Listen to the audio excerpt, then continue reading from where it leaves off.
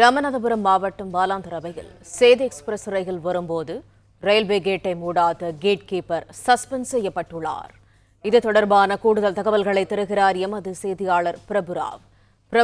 விவரங்கள் என்ன? நிச்சயமாக நேற்று காலை சரியாக ஒரு 6:30 மணி அளவில் ராமநாதபுரம் அடுத்த வழுதூர் ரயில்வே கேட் வழியாக சென்ற ட்ரெயின் செல்லும் போது மூடாமல் இருந்தது.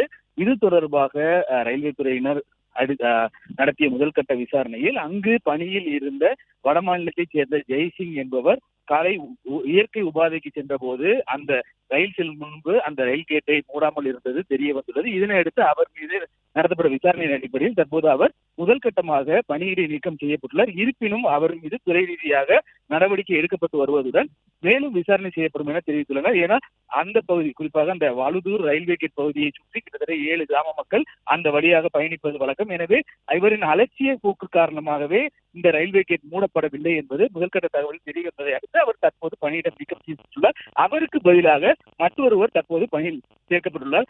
அவருக்கும் தொடர்ந்து அங்கு அலட்சியமாக பணி செய்யக்கூடாது என அறிவுறுத்தி ரயில்வே துறையினர் அவரை அங்கே பணியமர்த்துள்ளனர். பிளே ஸ்டோர் மற்றும் ஆப் ஸ்டோரில் இருந்து பாலிமர் செயலியை QR கோடு மூலம் பதிவிறக்கம் செய்யுங்கள். செய்திகளை உடனுக்குடன் பெறுங்கள்.